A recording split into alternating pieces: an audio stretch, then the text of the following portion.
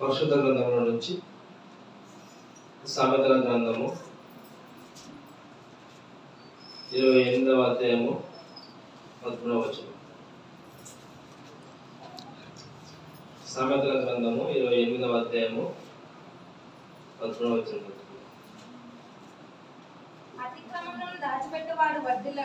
అతిక్రమమును దాచిపెట్టువాడు వర్ధిల్లడు, వాటిని ఒప్పుకొని విడిచిపెట్టువాడు కనికరము పొందును. చాలు.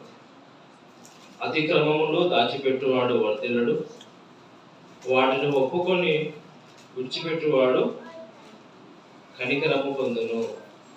క్రీస్తునందున ప్రియమైన వాళ్ళ ఇక్కడ పాపాలను ఒప్పుకోవాలి అనే విషయం మనం చూస్తాం. పాపమును ఒప్పుకోవాలి. మన పాపాలు మనం ఒప్పుకుంటే మన ఒప్పుకోలను బట్టి దేవుడు మనల్ని క్షమిస్తాడు. మనం కనుక మన పాపాలు ఒప్పుకోకుండా తప్పుకొని ఉంటే కనుక దేవుడు మనల్ని క్షమించాడు. ఆయన కరుణ మనకు ఉండదు. కాబట్టి అతిక్రమంలో దాచిపెట్టువాడు వర్ధిల్లడు,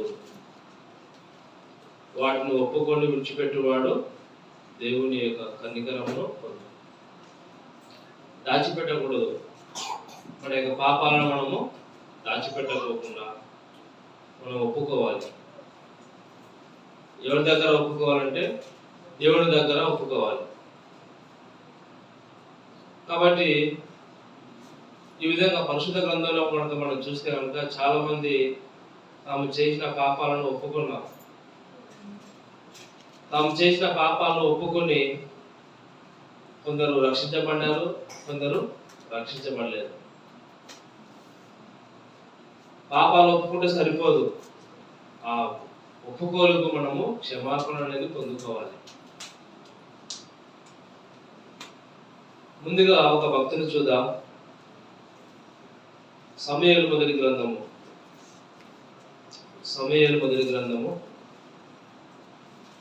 15వ అధ్యాయము 30వ వచనం. సమూయేలు మొదటి గ్రంథము 15వ అధ్యాయము 30వ వచనంలో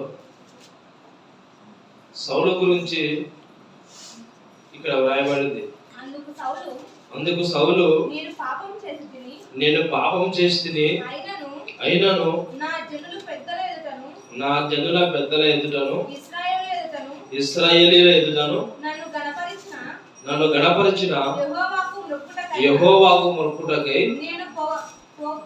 నేను పోగా నాతో కూడా తిరిగి రమ్మని అతన్ని వేడుకొని. ఇక్కడ సౌలు దేవుడు చెప్పిన మాటను మీరి పాపం చేశాడు. దేవుడు చెప్పిన మాటను మీరి పాపం చేశాడు. మనకు ఇదే సమూయేలు మొదటి గ్రంథము 15వ అధ్యాయము 19వ వచనంలో నీవు ఎందుచేత యెహోవా మాట వినక దోపుడు మీద ఎగబడి ఆయన దృష్టికి కీడు చేసితివి. అందుకు సౌలు ఆ మాట అనవద్దు, నేను యెహోవా మాట విని యెహోవా నన్ను పంపిన మార్గమున పోయి అమాలేకీయుల రాజైన అగగును తీసుకుని వచ్చి తిని, కానీ అమాలేకీయులను నిర్మూలం చేస్తుని. అయితే గిల్గాలులో నీ దేవుడైన యెహోవాకు బలి అర్పించుటకై జనులు శపితములకు గొర్రెలలో పెద్దలను ముఖ్యమైన వాటిని తీసుకొని వచ్చిరని సమూయేలుతో చెప్పాను. సమూయేలు తాను సెలవిచ్చిన ఆజ్ఞను ఒకడు గైకొనుట వలన యెహోవా సంతోషించినట్టు ఒకడు దహన బలులను అర్పించడం వలన ఆయన సంతోషించునా ఆలోచించుము. ఇక్కడ సమూయేలు సౌలును హెచ్చరిస్తున్నాడు. సౌలుకు దేవుడు సమూయేలు ద్వారా అమాలేకీయులను నీవు జయించినప్పుడు వారి దగ్గర ఉన్నటువంటి పశు సంపదను అంతటిని కూడా మీరు సంహరించవలనని సమూయేలు ద్వారా దేవుడు సౌలుకు చెప్తాడు.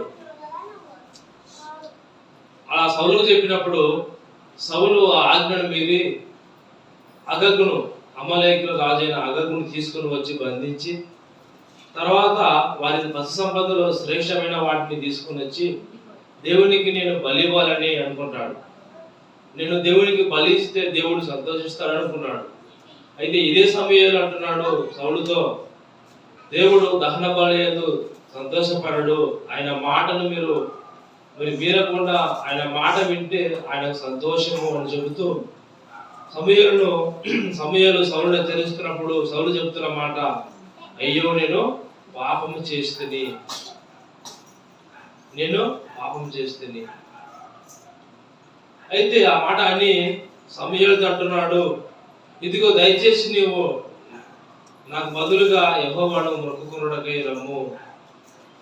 నువ్వు అలా చేస్తే తిరిగి మరలా నేను మరి ఆ రాజ్య భారాన్ని పొందుకొని కొనసాగేటువంటి అవకాశం ఉంటుంది అని సౌలు సమూయేలును వేడుకుంటున్నాడు.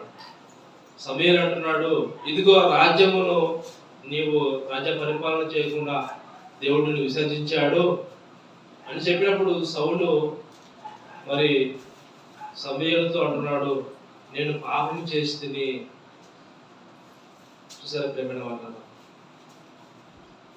మనం చదువుకున్నటువంటి సమయ గ్రంథంలో అతిక్రమమును దాచిపెట్టువాడు వర్ధిల్లడు, వాటిని ఒప్పుకొని విడిచిపెట్టువాడు దేవుని కనికరము పొందును. మరి ఇక్కడ సౌలు తన పాపాన్ని ఒప్పుకుంటున్నాడు, నేను పాపము చేస్తేనే అంటున్నాడు. మరి అతను ఒప్పుకున్నప్పుడు ఆ ఒప్పుకోడు అతను క్షమాపణ పొందుకున్నాడా అంటే పొందుకోలేదు. సౌలు నేను పాపం చేస్తేనే అన్నాడే కానీ అతను చేసిన పాపానికి క్షమాపణ పొందుకోలేదు. ఒకవేళ సౌలు క్షమాపణ పొందుకొని ఉంటే కనుక తిరిగి అతని రాజ్యాన్ని అతనికి దేవుడు ఇచ్చేవాడేమో. కానీ అతను చెబుతున్న మాట చూడండి, 29వ వచనంలో, 29 అంట 30వ వచనం, అందుకు సౌలు నేను పాపం చేస్తేని, అయినను నా జనుల పెద్దల ఎదుటను ఇశ్రాయేలీయుల ఎదుటను నన్ను గణపరచిన యెహోవాకు మొక్కుటకై నేను పోగా నాతో కూడా తిరిగి రమ్మని అతన్ని వేడుకొనిను. ఇక్కడ ఏమంటున్నానంటే, నా జనుల పెద్దల ఎదుట ఇశ్రాయేలీయుల ఎదుట నన్ను గణపరిచిన యెహోవాకు మొక్కుటకై నేను పోగా నాతో కూడా తిరిగి రమ్మని అతన్ని వేడుకొనిను. అంటే వాళ్ళ ఎదురుగా నేను మొక్కుకున్నాను కాబట్టి వాళ్ళ ఎదురుగా నేను మొక్కుకున్న మొక్కుబడులు చెల్లించిన కొరకై దయచేసి నువ్వు నాతో కూడా రమ్ము అని అంటున్నాడే కానీ నన్ను చేసిన పాపాల నిమిత్తమే దేవుడు మరి దేవునికి పశ్చాత్తాపంతో పాప పరిహారాల బలి ఇవ్వాలని ఆలోచన లేదు. కాబట్టి సౌలు తన పాపాన్ని ఒప్పుకున్నాడు కానీ తన ఒప్పుకోలులో పశ్చాత్తాపం లేదు, తన ఒప్పుకోలులో పశ్చాత్తాపం లేదు. కాబట్టి సౌలు దేవుని కనికరాన్ని పొందుకోలేదు. ప్రియమైన వాళ్ళ, మనము ఎప్పుడైతే మన పాపాలు ఒప్పుకుంటున్నప్పుడు మనం పశ్చాత్తాపంతో పాపాలు ఒప్పుకుంటే మనకు క్షమాపణ అనేది దొరుకుతుంది. మనము గనక మన పాపాలు ఏదో తలనొప్పి వచ్చినప్పుడు మాత్ర వేసుకొని మరలా తలనొప్పి మయమయగానే మరలా యథామామూలుగా మనము పనిచేస్తున్నట్టుగా మన పాపాలు ఒప్పుకొని మరలా మనం యథాస్థితిలో పాపంలో పడిపోతే కనుక అటువంటి ప్రవర్తనకు ఎటువంటి క్షమాపణ ఉండదు. ముఖ్యంగా అర్థం కావాలంటే ఫరో ఉన్నాడు. ఫరో చక్రవర్తి ఇశ్రాయేలు ప్రజలను బానిసలుగా ఎంచుకొని కఠినమైన పనిని వారికి ఇచ్చి వారిని ఎంతో బాధ పెట్టాడు. వారి యొక్క బాధ, వారి యొక్క మూలుగులు, వారి యొక్క ప్రార్థనలు విన్న దేవుడు మోషే ద్వారా వారిని ఐగుప్తు దేశం నుంచి బయటికి రప్పించాలని ఆలోచన చేసి మోషే ద్వారా మోషేను ఫరో ఎదురికి పంపించి నన్ను సేవించుటకై నా జనులను బయటికి పంపించుము అని ఫరో దగ్గర నువ్వు వెళ్ళి అడగాలన్నప్పుడు మోషే అడుగుతున్నప్పుడు ఫరో తన మనస్సును కఠినం చేసుకుంటాడు. అయితే దేవుడు ఎన్నో అద్భుత కార్యాలు చేస్తాడు. కప్పలను నడిపిస్తాడు, పేలును రప్పిస్తాడు, తర్వాత గొప్ప తుఫాను రప్పిస్తాడు, వడగళ్ళు రప్పిస్తాడు. ఆ యొక్క ఐగుప్తు దేశంలోని నదులు కదా, నదులు కాలువలు అన్ని కూడా రక్తంతో నిండిపోతాయి. అయినప్పటికీ అన్ని అద్భుతాలు చేసినప్పటికీ ఫరో తన మనసును కఠినం చేసుకుంటాడు. అయితే ఒక సందర్భంలో దేవుడు వడగండ్ల చేత వర్షాన్ని ఇస్తాడు. అప్పుడు ఫరో తన పాపాలు ఒప్పుకొని దేవుడిని ప్రాధేయపడతాడు. ఆ సందర్భాలు చూద్దాము. నిర్గమకాండం తీయండి. నిర్గమకాండము 9వ అధ్యాయము 27వ వచనం. నిర్గమకాండము 9వ అధ్యాయము 27వ వచనం. ఇది చూడగా ఫరో మోషే అహరోనులను పిలువనంపి, నేను ఈసారి పాపం చేసి ఉన్నాను, యెహోవా న్యాయవంతుడు, నేనును నా జనులను దుర్మార్గులము, ఇంత మట్టుకు చాలును, ఇకను బ్రహ్మాండమైన ఉరుములు వడగండ్లు రాకున్నట్లు యెహోవాను వేడుకొనుడి, మిమ్మును పోనిచ్చెదను, మిమ్మును ఇకను నిలుపనని వారితో చెప్పగా మోషే తిరిగి దేవునికి ప్రార్థించాడు. ఈ గొప్ప ఉరుములు, ఈ గొప్ప వడగండ్లను మరి ఇక చాలు నేను పాపం చేస్తున్నానని చెప్పేసి ఒప్పుకుంటున్నాడు. కానీ అతని ఒప్పుకోలులో పశ్చాత్తాపమే లేదు. ఫరో యొక్క ఒప్పుకోలులో పశ్చాత్తాపం లేదు. కింద చూస్తే కనుక 34వ వచనం తీయండి. 34వ వచనం, అదే నిర్గమకాండము 9వ అధ్యాయము 34వ వచనం. అయితే ఫరో వర్షమును వడగండ్లను ఉరుములను నిలిచిపోవడం చూసి అతడును అతని సేవకులను ఇంకా పాపం చేయొచ్చు తమ హృదయములను కఠినపరచుకొనిరి. చూసారా? అంటే ఫరో అక్కడ పాపాలు ఒప్పుకున్నాడు. అంటే అప్పుడు శ్రమ వచ్చింది, బాధ వచ్చింది, గొప్ప వడగండ్లు, గొప్ప ఉరుములు, వీటన్నిటి చేత పంట పొలాలు నాశనం అయిపోతున్నాయి, జంతువులు చనిపోతున్నాయి అని చెప్పేసి దేవుని ఎదుట మరి అహరోనును మోషేను పిలువడంపించి, ఇదిగో నేను పాపం చేస్తేనే అని అన్నాడే కానీ ఆ యొక్క ఒప్పుకోలులో పశ్చాత్తాపం లేదు. కేవలము ఆ బాధ నివారణ కొరకే ఫరో నేను పాపం చేస్తేనే అన్నాడే కానీ పశ్చాత్తాపడి చేసిన పాపాన్ని ఒప్పుకొని మరలా పాపం చేయకుండా ఉండలేకపోయినాడు. తిరిగి ఆ వడగండ్లు ఉరుములు అన్ని మరి ఆగిపోయిన తర్వాత మరలా ఫరోను అతని జనులను అందరూ ఇంకా పాపం చేయొచ్చు తమ హృదయములను కఠినపరుచుకున్నారు అని ఇక్కడ రాయబడింది. సరిపోయిన వాళ్ళ అతిక్రమంలో దాచిపెట్టువాడు వర్ధిల్లుడు, వాడు ఒప్పుకొని విడిచిపెట్టువాడు కనికరం పొందును. ఫరో విడిచిపెట్టలేదు, సౌలు విడిచిపెట్టలేదు. సౌలు విడిచిపెట్టింటే రాజ్యాన్ని దేవుడు మరలా అతనికి ఇచ్చేవాడేమో. అయితే సౌలు ఒప్పుకోలులో పశ్చాత్తాపం కనబడట్లేదు. కానీ మరలా నేను ఒకవేళ మరి దేవునికి బలి అర్పిస్తే నా రాజ్యాన్ని కొనసాగించుకునే అవకాశం ఉంటుందేమో అనుకున్నాడే కానీ పశ్చాత్తాపడి ప్రభువుని నిజంగా పాపం చేస్తున్నాడని చెప్పేసి మరి దేవుణ్ణి వేడుకున్నట్టుగా సౌలు జీవితంలో లేదు. ఫరో కూడా అంతే. బాధ వచ్చింది, ఇబ్బంది వచ్చింది. ఆ బాధలో, ఇబ్బందిలో, దుఃఖంలో మరి అహరోను మోసని పిలువడంపించి నేను పాపం చేస్తున్నానని అన్నాడే కానీ ఆ ఒప్పుకోలులో పశ్చాత్తాపం లేదు. తిరిగి మరలా వడగండ్లు అవన్నీ తర్వాత ఉరుములు వర్షం అంతా ఆగిపోయిన తర్వాత అతని జనులందరూ కూడా తమ హృదయంలో కట్టపరుచుకొని ఇంకనూ పాపం చేస్తూ వెళ్ళిపోయారు. వీరి ఒప్పుకోలులో పశ్చాత్తాపం లేదు. మరొక వ్యక్తిని మీకు చూపిస్తాను. కొత్త నిబంధనలో ఆ వ్యక్తి ఇస్కరియోతు యూదా.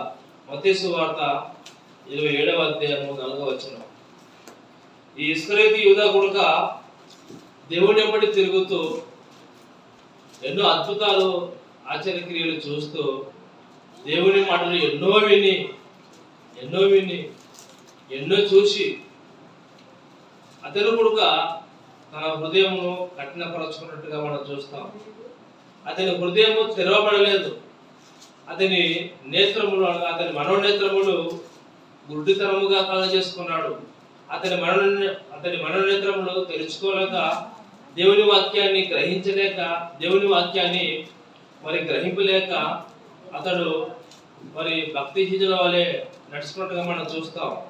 మత్తయి సువార్త 27వ అధ్యాయము 4వ వచనంలో ముందుగా 3వ వచనం కావండి. అప్పుడు ఆయనను అప్పగించిన యూదా ఆయనకు శిక్ష విధింపబడగా చూసి పశ్చాత్తాపడి ఆ 30 వెండి నాణెములు ప్రధాన యాజకుల యొద్దకును పెద్దల యొద్దకును మరల తెచ్చి, నేను నిరపరాధ రక్తమును అప్పగించి పాపము చేస్తున్నని చెప్పాను.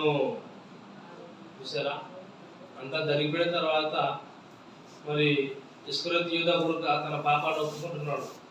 కానీ ఒప్పుకోలో కూడా పశ్చాత్తాపం లేదు. అది చాలా ప్రాముఖ్యమైనది ప్రియమైన వాళ్ళు. మన పాపాలు మనం ఒప్పుకుంటున్నప్పుడు పశ్చాత్తాపంతో మనము దేవునికి ప్రార్థనలో మన యొక్క పాపాలను ఒప్పుకోవాలి. ఏదో దూతమంతరంగా పాపాలు ఒప్పుకొని విడిచిపెట్టడానికి కాదు. మన పాపాలు ఒప్పుకున్నప్పుడు పశ్చాత్తాపం ఉండాలి. పశ్చాత్తాపంతో మన పాపాలను ఒప్పుకోవాలి. అది చాలా ప్రాముఖ్యమైనది. అది చాలా ప్రాముఖ్యమైనది.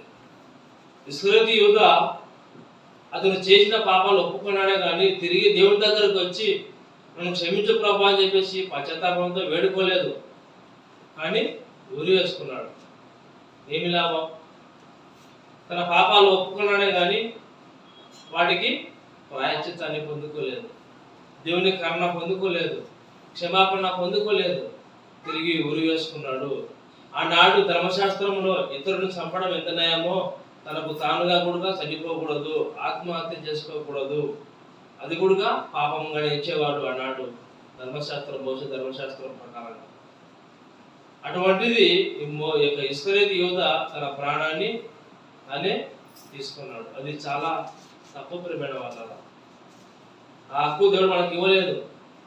మన ప్రాణాన్ని మనం తీసుకున్నటువంటి హక్కు మనకు దేవుడు ఇవ్వలేదు. ఊరు వేసుకొని మందులు తాగి విషం తాగి కదా రైలు కింద పడి మంచి కింద పడి చనిపోతున్నారు చాలా మంది. అది చాలా తప్పు. కాబట్టి ఇస్కరియోతు యూదా మరి తన పాపాన్ని ఒప్పుకున్నాడు. నిరపరాధ రక్తము నేను చదివిన మాట,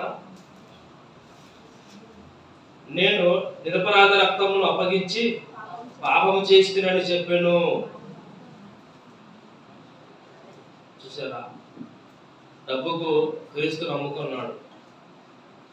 తర్వాత ఏ విధంగా అయితే క్రీస్తును అప్పగించవచ్చో ప్రధాన యాజకుల దగ్గరికి వెళ్ళి వారితో సంప్రదించి, ఇదిగో పలానా సమయంలో పలానా టైంలో యేసుక్రీస్తు వారు ఒంటరిగా ఉంటాడు, వారి శిష్యులు ఉండినప్పటికీ మరి క్రీస్తును మీరు బంధించడానికి మంచి అవకాశం అని చెప్పేసి ఈ ఇస్కరియోతు యూదా వారు చెప్పినప్పుడు అందుకు వారు ఒక ద్రవ్యాన్ని ఇస్తారు. దానికి ఇస్కరియోతు యూదా ఒప్పుకొని యేసుక్రీస్తు వారు మరి ఒంటరిగా రాత్రుల సమయంలో ప్రార్థన సమయంలో మరి ఇస్కరియోతు యూదా రోమ సైనికులతో చేయగలిపి యేసుక్రీస్తును పట్టించుటకు వస్తాడు. అక్కడ యేసుక్రీస్తు వారికి శిక్ష విధింపబడుతుంది. అది ఏ శిక్ష అంటే మరణ శిక్ష. అది సిలువలో ఆయన మరణించాలి. ఆనాడు సిలువ మరణం అంటే ఎంత పెద్ద తప్పు చేస్తేనో సిలువలో మరణించేది, సిలువ మరణాన్ని విధించేది. ఉరి శిక్ష వేస్తున్నారంటే ఈ రోజుల్లో వాళ్ళు ఎంత పెద్ద తప్పు చేసింటారో, ఎంత పెద్ద పాపాలు చేసింటారో, క్షమించాలని పాపాలు చేసింటేనే ఉరి శిక్ష వేసేది. అలాంటిది ప్రభువైన యేసుక్రీస్తు వారు కూడా సిలువకు అప్పగించారు. ఒక వ్యక్తిని సిలువకు అప్పగించడం అంటే అతడు ఎంతో ఘోర తప్పిదం చేస్తేనే అలా ఇచ్చేవారు, అవమానించేవారు, బాధించేవారు, నిందలు వేసేవారు. అలాంటిది శిక్షను ప్రభువైన యేసుక్రీస్తు వారికి విధించారు. అందరూ కూడా ఒకే పట్టున కేకలు వేశారు, యేసును సిలువ వేయము, సిలువ వేయమని. అది విన్నా మరి ఇస్కరియోతు యూదా, అయ్యో నేను ఒక వ్యక్తిని అనవసరంగా పట్టిస్తేనే ఏదో వారు బంధించుకొని తీసుకెళ్తే మరలా యేసుక్రీస్తు వారు విడిపించుకొని రాగలుగుతారనుకున్నాడు, కానీ ఆయనకు శిక్ష విధించాలేదమ్మా అని చెప్పేసి అతను తన తప్పును ఒప్పుకున్నాడే కానీ ఆ ఒప్పుకోవడంలో పశ్చాత్తాపం లేదు, తిరిగి ఆయన సన్నిధికి రాలేదు, ఆయన దగ్గరికి రాలేదు, ఆయనకు వేడుకోలేకపోయినాడు. నిజమే ప్రేమైన వాళ్ళ, మన పాపాలలో మనము పశ్చాత్తాపంతో ఒప్పుకోవాలి. అయితే చివరిగా మరొక వ్యక్తి ఉన్నాడు. ఆ వ్యక్తి మాత్రము తన పాపాలు ఒప్పుకుంటున్నాడు. ఎలా ఒప్పుకుంటున్నాడంటే పశ్చాత్తాపంతో ఒప్పుకుంటున్నాడు. నేను చేసిన తప్పును నా దేవుడు క్షమిస్తాడు, క్షమించడాన్ని ప్రాధేయపడుతున్నాడు, గోజాడుతున్నాడు, బతిమాలుకుంటున్నాడు. కీర్తన 51వ కీర్తనలో ఆ వ్యక్తి గురించి మనకు కనబడుతుంది. కీర్తన 51వ కీర్తన మొదటి నుంచి చదువుకుందాం. దేవా, నీ కృప చొప్పున నన్ను కరుణింపుము, నీ వాత్సల్య బాహుల్యము చొప్పున నా అతిక్రమములను తుడిచివేయము. నా దోషము పోవునట్లు నన్ను బాగుగా కడుగుము, నా పాపము పోవునట్లు నన్ను పవిత్రపరచుము. నా అతిక్రమములు నాకు తెలిసేయున్నవి, నా పాపం ఎల్లప్పుడూ నా ఎదుట ఉన్నది. నీకు కేవలము నీకే విరోధముగా నేను పాపం చేసి ఉన్నాను, నీ దృష్టి ఎదుట నేను చెడుతనము చేసి ఉన్నాను. కావున ఆజ్ఞ ఇచ్చినప్పుడు నీవు నీతిమంతుడవుగా అగుపడదువు, తీర్పు తీర్చినప్పుడు నిర్మలుడవుగా అగుపడదువు. నేను పాపములో పుట్టిన వాడును, పాపములోనే నా తల్లి నన్ను గర్భమును ధరించెను. నీవు అంతరంగములో సత్యము కోరుచున్నావు, అంతర్యమును నాకు జ్ఞానము తెలియజేయుదువు. నేను పవిత్రులను అవునట్లు ఇస్సోపుతో నా పాపము పరిహరింపుము, హిమము కంటే నేను తెల్లగా ఉన్నట్లు నీవు నన్ను కడుగుము. చూసారా, ఇది దావీదు గారి యొక్క ప్రార్థన.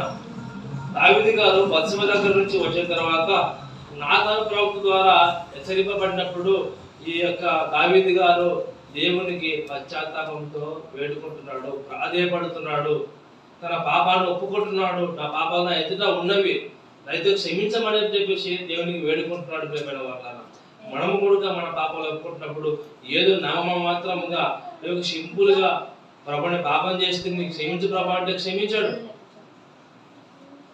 మన పాపాలను ఒప్పుకునేటప్పుడు మనము పశ్చాత్తాపంతో దేవునికి ప్రాధేయపడాలి. అలా ఒప్పుకుంటేనే మన పాపాలు క్షమించబడేది, అలా ప్రార్థన చేస్తేనే మన పాపాలకు క్షమాపణ దొరికేది. లేకపోతే తలనొప్పి వచ్చినప్పుడు మాత్రం వేసుకొని మరలా మనం పని చేస్తుంటే మరలా తలనొప్పి వస్తుంది.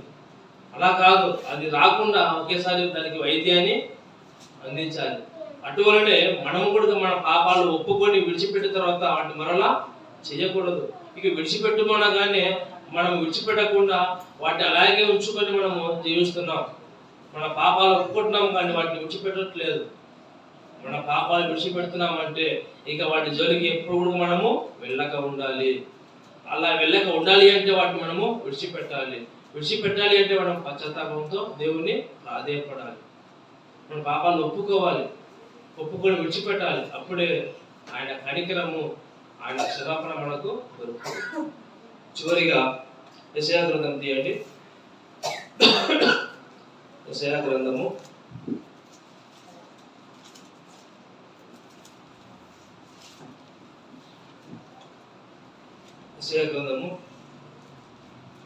55వ అధ్యాయము. యెషయా గ్రంథము 55వ అధ్యాయము 7వ వచనం. యెషయా గ్రంథము 55వ అధ్యాయము 7వ వచనం. భక్తిహీనులు తమ మార్గమును విడవవలెను, దుష్టులు తమ తలంపులను మానవలెను. వారు యెహోవా వైపు తిరిగిన ఎడల ఆయన వారి యందు జాలిపడును. వారు మన దేవుని వైపు తిరిగిన ఎడల ఆయన బహుగా క్షమించును. చూసారా, భక్తిహీనులు అంట తమ మార్గమును విడవాలి, తమ భక్తిహీనతను విడవాలి, తమ మార్గములు విడవాలి. దుష్టులు తమ తలంపులను మానాలి. వారు యెహోవా వైపు తిరిగిన ఎడల ఆయన వారి యందు జాలిపడును. వారు మన దేవుని వైపు తిరిగిన ఎడల ఆయన బహుగా క్షమించును. చూసారా, క్షమాపణ అనేది దేవుడు కలిగినటువంటి ఒక గుణం. ఆయన క్షమ కలిగిన వాడు, క్షమాహృదయం కలిగిన వాడు. ఆయన కరుణామయుడు, దయామయుడు. కాబట్టి అలాంటి గొప్ప దేవుని వైపు మనం తిరిగితే కనుక ఆయన మన మీద జాలిపడి ఆయన ఖచ్చితంగా మనల్ని క్షమిస్తాడు. కాబట్టి మనం ఏం చేయాలంట? భక్తిహీనులు తమ మార్గమును విడవాలి, దుర్మార్గులు దుష్టులు తమ తలంపులను మానాలి. తర్వాత వారు యెహోవా వైపు తిరిగితే ఆయన వారి మీద జాలిపడి వారిని క్షమిస్తాడు. ఇది ప్రియమైన వాళ్ళ, మన పాపాలు ఒప్పుకొని మనము ఆయన వైపు తిరగాలి. ఆయన వైపు తిరిగితే మనము ఆయన వాడి మీద జాలిపడి మన పాపాలను క్షమించి మనను కరుణిస్తాడు. కాబట్టి మరి అతిక్రమములు దాచిపెట్టేవాడు వర్ధనుడు, వాటిని ఒప్పుకొని విడిచిపెట్టేవాడు కనికరము పొందును. ఈరోజు చాలా మంది ఒప్పుకుంటున్నారే కానీ వాటిని విడిచిపెట్టట్లేదు. ఒప్పుకుంటున్నాం కానీ విడిచిపెడతలేము. ఒప్పుకోవాలి, విడిచిపెట్టాలి. ఆ ఒప్పుకోలులో పశ్చాత్తాపం ఉండాలి. అలా పశ్చాత్తాపంతో మనము దేవుని కనుక ఒప్పుకుంటే కనుక మన పాపాలు ఆయన ఎదుట ఆయన మన పాపాలను తీసివేస్తాడు. ఆయన వైపు తిరిగితే ఆయన మన మీద జాలిపడి మనల్ని క్షమిస్తాడు. కాబట్టి దావీదు వలె మనము మన పాపాలను ఒప్పుకోవాలి. మన పాపాలను ఒప్పుకోవాలి, ప్రాధేయపడాలి, దేవుడిని బతిమాలుకోవాలి. మన స్థితిని మనము గుర్తు చేసుకోవాలి. గుర్తు చేసుకుని ఆయన క్షమించే వరకు మనం ఆయనను క్షమాపణ అడగాలి. ఏదో నామమాత్రంగా నేను పాపం చేస్తే క్షమించు ప్రభువా అన్నంత మాత్రాన దేవుడు క్షమించేవాడు కాదు. మనం మన పాపాలు జ్ఞాపకం చేసుకొని వాటిని బట్టి మనము తలపోయాలి, ప్రాధేయపడాలి, బ్రతమాలుకోవాలి. అప్పుడు ఆయన మన మీద జాలిపడి మన పాపాలను తీసివేస్తాడు, మన పాపాలను క్షమిస్తాడు. అప్పుడు మనకు క్షమాపణ దొరుకుతుంది. తద్వారా మనము పరలోకానికి వెళ్ళేటువంటి అవకాశం అనేది ఏర్పడుతుంది ప్రేమైన వల్ల. అందుకే మనం ఏం చేయాలి? మన పాపాలను ఒప్పుకోవాలి. నేను పాపం చేస్తుంది దావీదు కొడుకా, నేను పాపం చేస్తుంది అని ఒప్పుకొని విడిచిపెట్టాడు. ఇక విడిచిపెట్టిన తర్వాత ఇంకెప్పుడైనా పాపం చేయలేదు. ఆయన జీవితంలో ఒకే ఒక సందర్భము, అది బత్షెబ విషయంలో. తర్వాత ఏ విషయంలో కూడా ఆయన పాపం చేయలేదు. ఎంతమంది నిందించారు దావీదు కొడుకా, హింసించారు, అయినప్పటికీ దావీదు ఎటువంటి పాపము చేయలేదు. దేవుడు తన కొద్ది మాటలు మన వెనుకల్లో దీవించి ఆస్వాదించిన గాక. చివరిగా ప్రార్థించుకొని ముగించుకుందాం.